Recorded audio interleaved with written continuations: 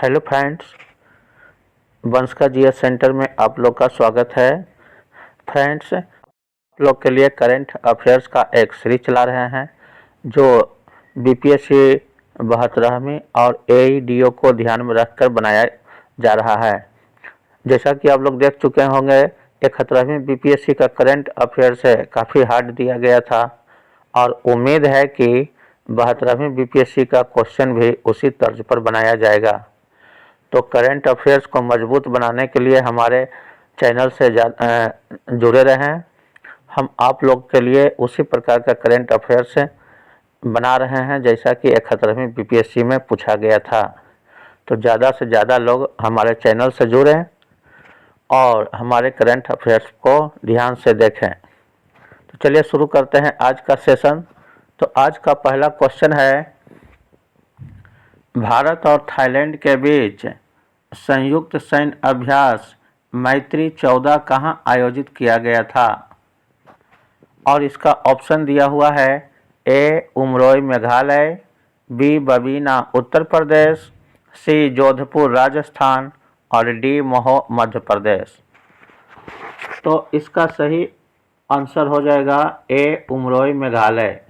उमरोई मेघालय में भारत और थाईलैंड के बीच 14वां मैत्री संयुक्त अभ्यास किया गया था।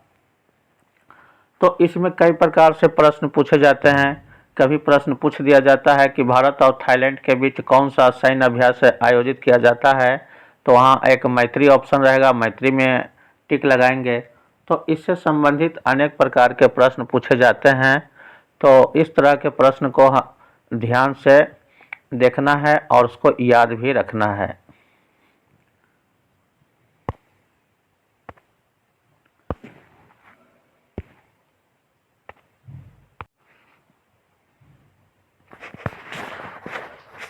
आज का अगला प्रश्न है, समाचारों की सुर्खियों में रहे विक्रम के बारे में निम्नलिखित में से कौन सा कथन सही है? और इसमें पहला कथन है, यह भारत का पूर्णतः स्वदेशी बीट माइक्रो प्रोसेसर है। दूसरा कथन है, इसे इसरो के सेमीकंडक्टर प्रयोगशाला द्वारा विकसित किया गया है। तीसरा कथन है, इसे अंतरिक्ष प्रक्षेपण वाहनों के कठोर पर्यावरणीय परिस्थितियों का सामना करने के लिए डिजाइन किया गया है।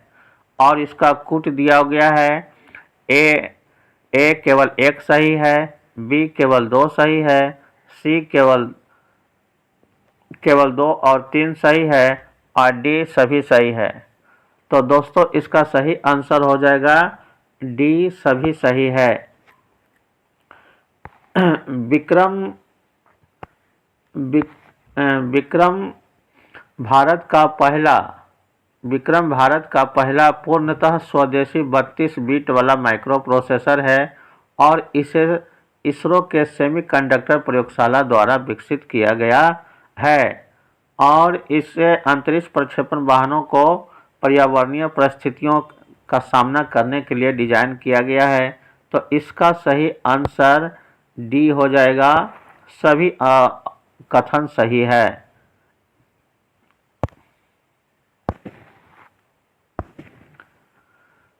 अगला प्रश्न है, किस देश के प्रधानमंत्री द्वारा अपने मंत्रिमंडल में कृत्रिम मेधा जनरेटेड मंत्री नियुक्त किए जाने की घोषणा की है?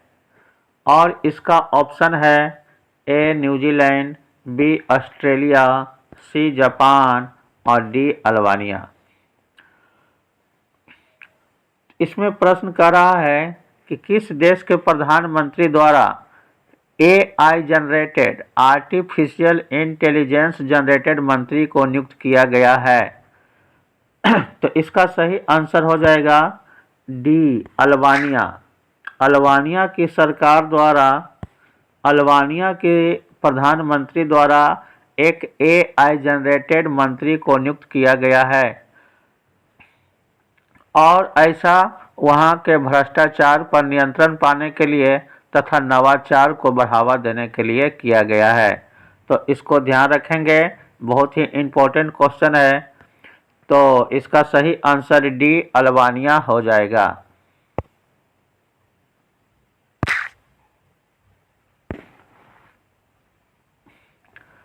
अगला प्रश्न है, केंद्र सरकार ने 12 सितंबर 2025 को 2025-26 से फसल सत्र के लिए निम्नलिखित में से किस राज्य में अफीम पोस्ता की खेती के लिए वार्षिक लाइसेंस नीति जारी की है? और इसमें कथन दिया हुआ है, ए बिहार, बी मध्य प्रदेश, 3 राजस्थान और 4 उत्तर प्रदेश। और इसका कूट दिया हुआ है, ए केवल 1 और 2 सही है, बी केवल 2, 3 और 4 सही है, सी केवल 3 और 4 सही है और डी सभी सही है। तो दोस्तों इसका सही आंसर हो जाएगा डी सभी सही है। 2025-26 के फसल सत्र के लिए अफीम और पोस्ता की खेती को बढ़ावा देने के लिए वार्षिक लाइसेंस नीति बिहार, मध्य प्रदेश, राजस्थान और उत्तर प्रदेश सभी राज्यों के लिए जारी किया गया है। तो इसका सही आंसर डी हो जाएगा। अगला प्रश्न है, हाल ही में भारत ने किस देश के साथ कृषि, फार्मास्यूटिकल और डिजिटल इंफ्रास्ट्रक्चर में पायलट प्रोजेक्ट्स पर सहयोग करने के लिए समझौता किया है? और इसका ऑप्शन है, ए वेनेजुएला, बी जापान, सी ईरान और डी अमेरिका। तो इसका सही आंसर हो जाएगा ए वेनेजुएला। ए वेनेजुएला इसका सही आंसर हो जाएगा। भारत सरकार ने वेनेजुएला के साथ कृषि, फार्मास्यूटिकल और डिजिटल इंफ्रास्ट्रक्चर को बढ़ाने के लिए वेनेजुएला के साथ एक प्रोजेक्ट पर समझौता किया है। तो इसका सही आंसर ए वेनेजुएला हो जाएगा।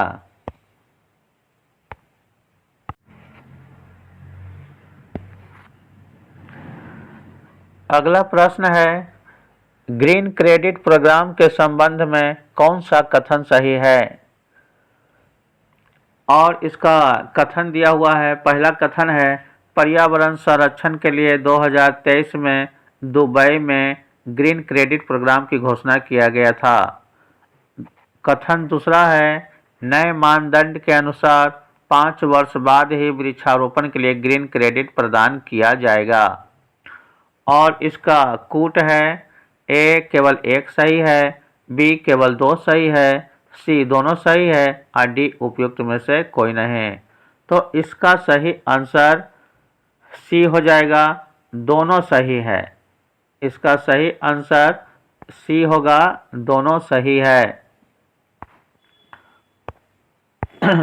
ग्रीन क्रेडिट प्रोग्राम 2023 में दुबई में इसकी घोषणा की गई थी। और इसमें प्रावधान था कि इसमें पर्यावरण मंत्रालय के द्वारा एक आह्वान किया गया था पर्यावरण के संरक्षण के लिए कि कोई भी कंपनी, व्यक्ति या व्यक्तियों को समूह द्वारा पर्यावरण संरक्षण के गतिविधियों जैसे वृक्षारोपण, जल संरक्षण, अपशिष्ट प्रबंधन के लिए स्वैच्छिक कार्रवाई, कोई भी स्वैच्छिक कार्य करेंगे तो उसे ग्रीन क्रेडिट प्रदान किया जाएगा। जैसे कोई वृक्षारोपण करते हैं तो एक वृक्ष के लिए 1 ग्रीन क्रेडिट दिया जाता है। लेकिन नया नियम बनाया गया है कि अब कोई भी जो भी लोग वृक्ष लगाएंगे तो 5 वर्ष बाद जितना वृक्ष जीवित रहेगा उसी के आधार पर ग्रीन क्रेडिट उन्हें प्रदान किया जाएगा। तो यहाँ ग्रीन क्रेडिट प्रोग्राम के संबंध में यहाँ दोनों कथन सही है। तो इसका सही आंसर सी हो जाएगा, दोनों।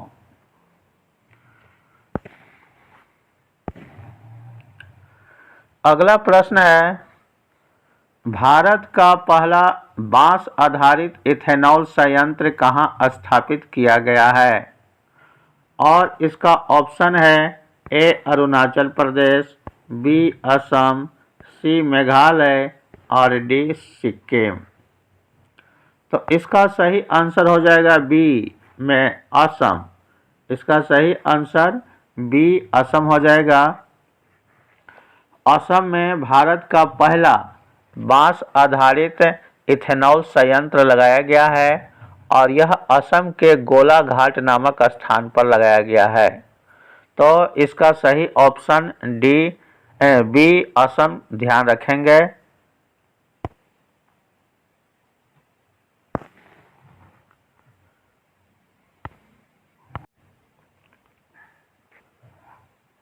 अगला प्रश्न है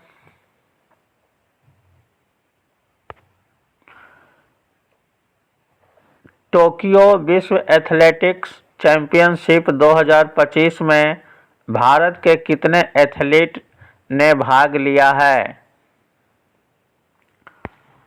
और इसका ऑप्शन है ए 13 एथलीट, बी 15 एथलीट, सी 17 एथलीट और डी 20 एथलीट। तो इसका सही आंसर हो जाएगा ए 13 एथलीट। टोक्यो विश्व एथलेटिक चैंपियनशिप 2025 में भारत के 13 एथलीट ने भाग लिया है।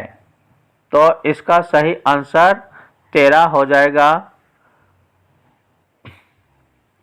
और टोक्यो विश्व एथलेटिक्स चैंपियनशिप में पहला स्थान अमेरिका का रहा है। अमेरिका ने कुल 16 स्वर्ण, 5 रजत और 5 कांस्य पदक सहित कुल 26 पदक जीतकर पहले स्थान पर रहा था। इसमें दूसरा स्थान केनिया का रहा था जो कुल 11 पदक जीता था और तीसरा स्थान कनाडा का है जिसने 3 स्वर्ण सहित कुल 5 पदक जीता था। तो इसको भी ध्यान रखेंगे और इसमें भारत की तरफ से 13 एथलीट भाग लिया था। अगला प्रश्न है अमेरिकी टेनिस 2025 के ग्रैंड स्लैम में पुरुष एकल का खिताब कौन जीता है? और इसका ऑप्शन है A Carlos Alcaraz, B Jannik Sinner, C Alexander Zverev और डी उपयुक्त में से कोई नहीं। तो इसका सही आंसर हो जाएगा ए कार्लोस अल्काराज। कार्लोस अल्काराज अमेरिकी टेनिस 2025 के पुरुष एकल का खिताब जीता था। तो सही आंसर अल्काराज हो जाएगा।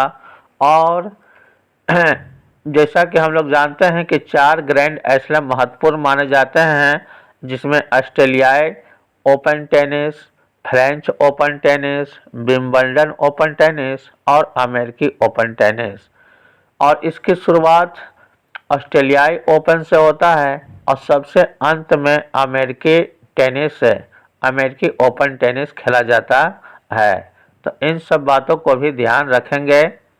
तो यहाँ सही आंसर हो जाएगा ए Carlos Alcaraz.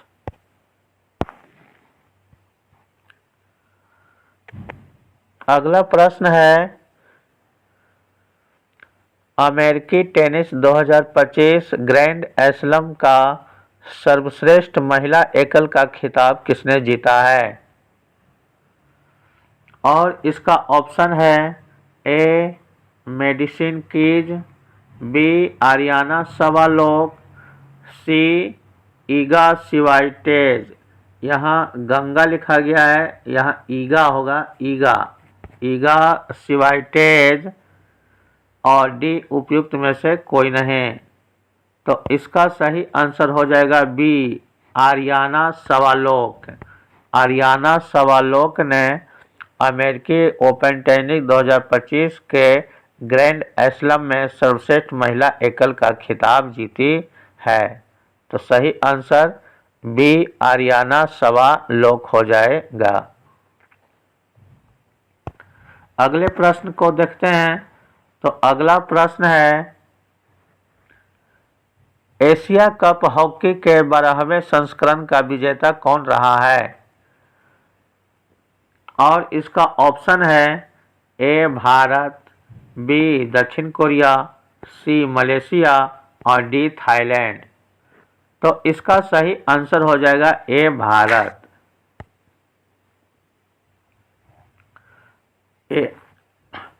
Asia cup hockey के 12वें संस्करण का विजेता भारत रहा था और यह एशिया कप हॉकी का खेल भारत में बिहार के राजगीर में आयोजित किया गया था, जिसमें भारत और दक्षिण कोरिया के बीच फाइनल मैच खेला गया था।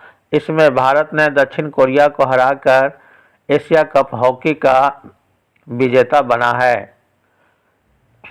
भारत में बिहार सरकार के द्वारा भारत के सभी खिलाड़ियों को 10-10 लाख रुपया इनाम के रूप में देने की भी घोषणा किया गया है और हॉकी इंडिया की तरफ से सभी खिलाड़ियों को 3-3 लाख रुपया भी देने की घोषणा की गई है। तो यहाँ सही आंसर ए भारत हो जाएगा।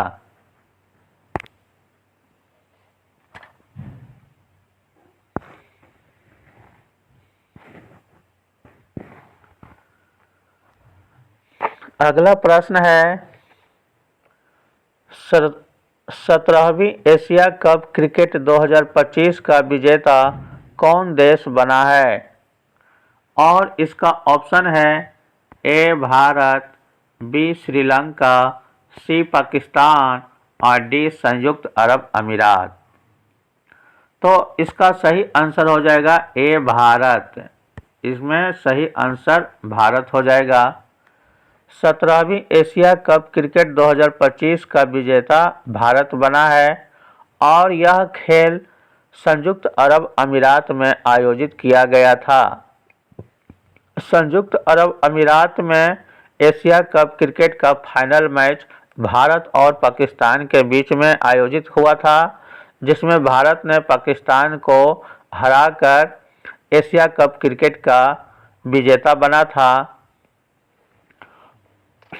और इसका ट्रॉफी एशियाई क्रिकेट परिषद के चेयरमैन मोहसिन नकवी के द्वारा दिया जा रहा था, जिसे भारत के खिलाड़ियों ने लेने से इनकार कर दिया, क्योंकि मोहसिन नकवी जो है पाकिस्तान के गृह मंत्री हैं और वह भारत विरोधी बयान देने के लिए जाने जाते हैं। इसीलिए भारत के खिलाड़ियों ने उनके हाथों से ट्रॉफी लेने से इनकार कर दिया। मोहसिन नकवी दूसरे हाथों के द्वारा देने के बजाय ट्रॉफी को अपने साथ लेकर चले गए थे, जिसके कारण काफ़ी विवाद हुआ था।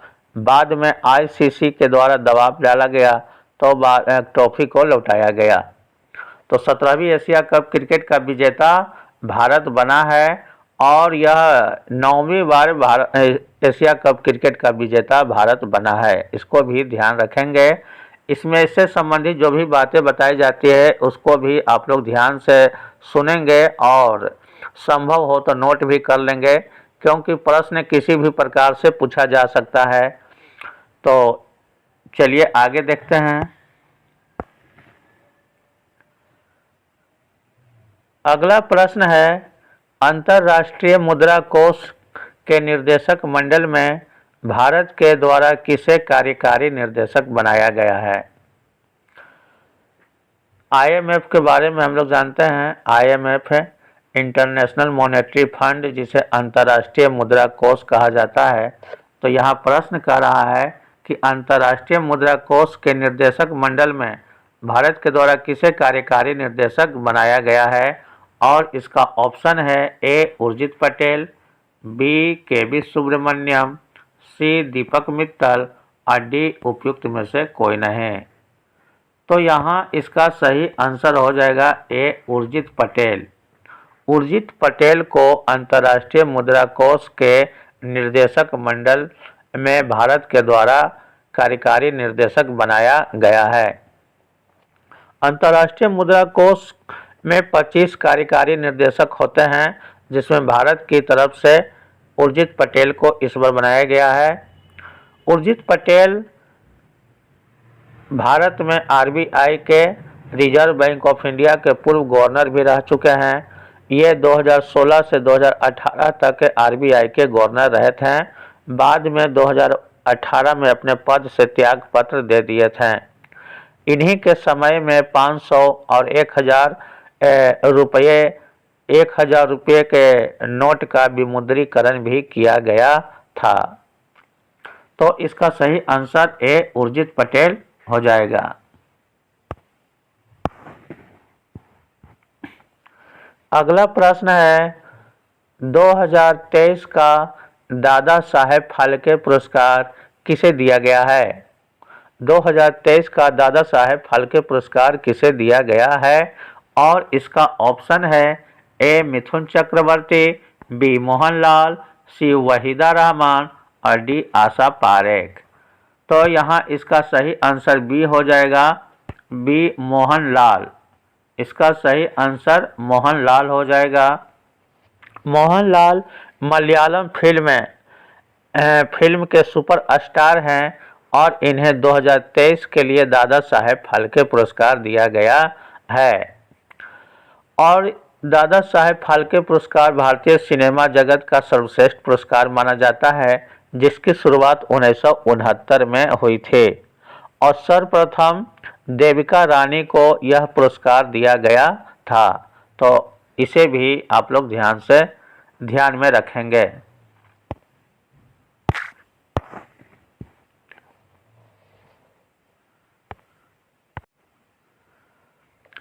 अगला प्रश्न है 2025 का रेमन मैगसेसे पुरस्कार भारत में किसे दिया गया है? 2025 का रेमन मैगसेसे पुरस्कार भारत में किसे दिया गया है, यह प्रश्न पूछा जा रहा है। और इसका ऑप्शन है A Shaheen Ali, B Flaviano Antonio, C educate girls और डी उपयुक्त में से कोई नहीं। तो यहाँ इसका सही आंसर हो जाएगा सी एजुकेट गर्ल्स। इसका सही आंसर सी होगा, एजुकेट गर्ल्स। 2025 का रेमन मैगसेसे पुरस्कार 3 लोगों को दिया गया है, जिसमें ए शाहीन अली भी शामिल है, बी फ्लेवियानो एंटोनियो भी शामिल है और एजुकेट गर्ल्स भी शामिल है। तो भारत की तरफ से पूछा जा रहा है कि भारत में किसे दिया गया है, तो भारत में एजुकेट गर्ल्स को दिया गया है। और एजुकेट गर्ल्स एक एजुकेशन से संबंधित संगठन है, जिसकी स्थापना सफीना हुसैन के द्वारा किया गया था। और इस संगठन में वैसे लड़कियों जिसने किसी कारणवश अपनी पढ़ाई बीच में ही छोड़ दिए थे, तो उनको फिर से शिक्षा से जोड़ने के लिए यह संगठन कार्य करती है। और Safina Hussain London school of economics से स्नातक प्राप्त किए हुए हैं और उन्हीं के द्वारा एजुकेट गर्ल्स नामक संगठन की स्थापना किया गया है। और यह लड़कियों को फिर से शिक्षा से जोड़ने का कार्य करते हैं। तो इन सभी बातों को भी ध्यान रखिएगा। और चलिए आज का अगला प्रश्न देखते हैं।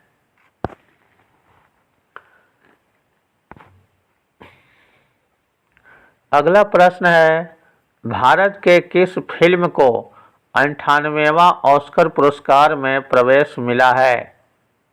और इसका ऑप्शन है ए होमबाउंड, बी बॉर्डर 2, सी दोनों और डी उपयुक्त में से कोई नहीं। तो यहाँ इसका सही आंसर हो जाएगा ए होमबाउंड। होमबाउंड को 98वां पुरस्कार ऑस्कर पुरस्कार के लिए भारत की तरफ से प्रवेश मिला है। और इसके ऑस्कर पुरस्कार की घोषणा मार्च 2026 में किया जाएगा। तो भारत के अनेक फिल्म जो है ऑस्कर पुरस्कार के लिए नामित हुए हैं, लेकिन अभी तक किसी फिल्म को ऑस्कर पुरस्कार प्राप्त नहीं हुआ है। 1957 से लेकर अभी तक में 58-59 फिल्म ऑस्कर पुरस्कार के लिए प्रवेश किया है, नामित हुआ है, जिसमें पहला फिल्म था मदर इंडिया और अंत में अभी वर्तमान में होमबाउंड को उसमें प्रवेश मिला है।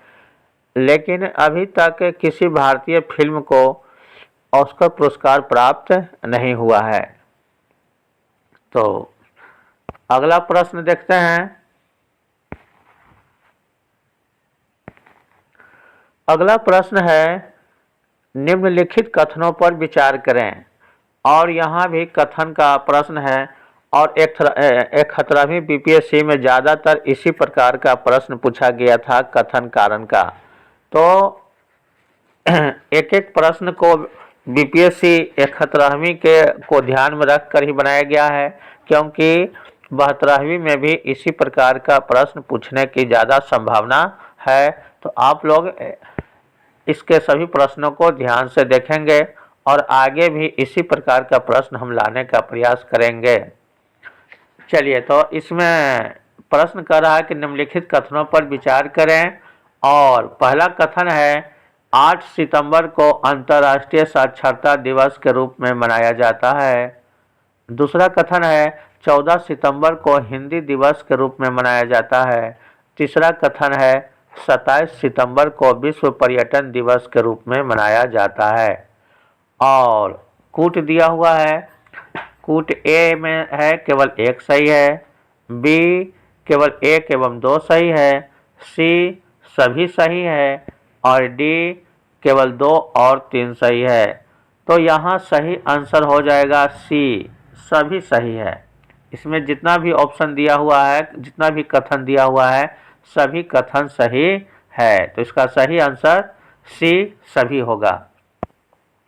इसमें कह रहा है 8 सितंबर को अंतर्राष्ट्रीय साक्षरता दिवस के रूप में मनाया जाता है और यह बिल्कुल सही कहा जा रहा है। 8 सितंबर को अंतर्राष्ट्रीय साक्षरता दिवस के रूप में मनाते हैं। 14 सितंबर को हिंदी दिवस के रूप में मनाया जाता है, यह भी बिल्कुल सही है। और 27 सितंबर को विश्व पर्यटन दिवस के रूप में मनाया जाता है, यह भी बिल्कुल सही है। तो इस प्रकार से इसमें सभी कथन सही है, तो इसका सही आंसर सी सभी हो जाएगा। अगला प्रश्न है, जेन-जेड आंदोलन के चलते किस देश के प्रधानमंत्री केपी शर्मा ओली का तख्ता पलट कर दिया गया था? और इसमें ऑप्शन है, ए नेपाल, बी श्रीलंका, सी मालदीव और डी ईरान। तो यहाँ सही आंसर हो जाएगा, इसका सही आंसर हो जाएगा ए नेपाल। नेपाल में केपी शर्मा ओली जब प्रधानमंत्री थे तो वहाँ के जेन-जेड जो युवा लोग होता है, वे लोग केपी शर्मा ओली के खिलाफ आंदोलन कर दिए थे, जिसके कारण उनको अपने पद से त्याग पत्र देना पड़ गया था और उनकी जगह दूसरे को कार्यवाहक प्रधानमंत्री के रूप में बनाया गया था। तो यहाँ इसका सही आंसर हो जाएगा ए नेपाल।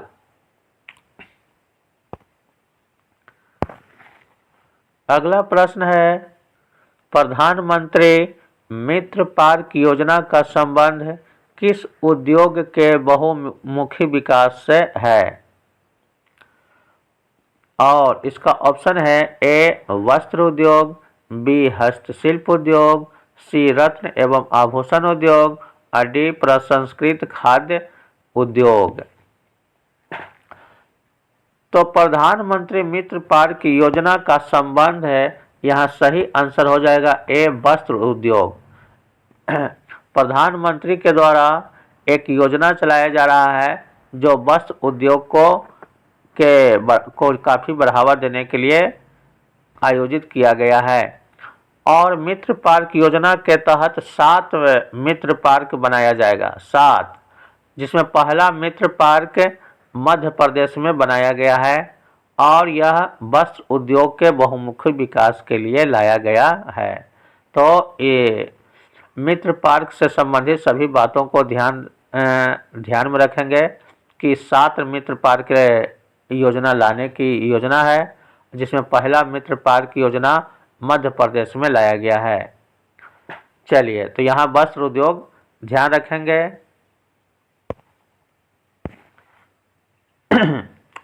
अगला प्रश्न है, देश में वाणिज्यिक उद्देश्यों के लिए लघु उपग्रह प्रक्षेपण यान का उत्पादन करने के लिए किस कंपनी को इसरो ने अधिकृत किया है? और इसका ऑप्शन है A Tata advance system, B Bharat dynamics limited, C Bharat earth movers limited और डी हिंदुस्तान एरोनॉटिक्स लिमिटेड। तो यहाँ इसका सही आंसर हो जाएगा D Hindustan aeronautics limited. Hindustan aeronautics limited को लघु उपग्रह प्रक्षेपण यान का व्यावसायिक उत्पादन करने के लिए दिया गया है। SSLV small satellite launch vehicle, SSLV ISRO के द्वारा बनाया गया एक प्रक्षेपण यान है जो छोटे छोटे उपग्रहों को अंतरिक्ष में स्थापित करने के लिए बनाया गया है। 500 किलोग्राम से कम वजन वाले उपग्रहों को एसएसएलवी के द्वारा अंतरिक्ष में प्रक्षेपित किया जाएगा। उसी के लिए यह एसएसएलवी प्रक्षेपण यान लाया गया है और इसका व्यावसायिक उत्पादन करने के लिए हिंदुस्तान एरोनॉटिक्स लिमिटेड को दिया गया है। तो यहाँ सही आंसर हो जाएगा हिंदुस्तान एरोनॉटिक्स लिमिटेड, जिसे HAL भी कहा जाता है शॉर्ट में, और यह सार्वजनिक समूह का कंपनी है हिंदुस्तान एरोनॉटिक्स लिमिटेड। तो इसे ध्यान में रखेंगे। और आज का अंतिम प्रश्न है, प्रधानमंत्री स्वनिधि योजना समाज के किस वर्ग के सामाजिक आर्थिक उन्नयन के लिए है? और इसका ऑप्शन है ए बाल श्रमिक, बी सीमांत किसान, सी आदिवासी विद्यार्थियों के लिए और डी रेहड़ी पटरी वाले छोटे कारोबारियों के लिए। तो यहाँ इसका सही आंसर हो जाएगा डी रेहड़ी पटरी वाले छोटे कारोबारी। प्रधानमंत्री स्वनिधि योजना रेहड़ी पटरी वाले छोटे कारोबारी जो कोरोना के समय कोरोना बीमारी के कारण इनका कारोबार काफ़ी प्रभावित हुआ था, तो फिर से अपने कारोबार को शुरू कर सकें, इसके लिए आसान ऋण मुहैया कराने का यह एक योजना है प्रधानमंत्री स्वनिधि योजना। इसमें आसान सस्ते ऋण उपलब्ध कराया जाता है ताकि रेहड़ी पटरी वाले जो कारोबारी हैं फिर से अपने कारोबार को चालू कर सकें। तो प्रधानमंत्री स्वनिधि योजना रेहड़ी पटरी वाले छोटे कारोबारियों के लिए लाया गया है, इसे ध्यान में रखेंगे। तो ये आज का करेंट अफेयर्स था। और दोस्तों, यदि आप लोग को ये वीडियो अच्छा लगे तो इसे लाइक्स और सब्सक्राइब भी करिए और ज़्यादा से ज़्यादा लोग इस चैनल से जुड़कर करंट अफेयर्स को मजबूत बनाएं। मेरा उद्देश्य है कि 72वीं बीपीएससी और AEDO के करंट अफेयर्स को ज़्यादा से ज़्यादा सही कराना। तो आप लोग हमारे चैनल से जुड़े रहें और आने वाले प्रत्येक वीडियो को ध्यान से देखें। धन्यवाद।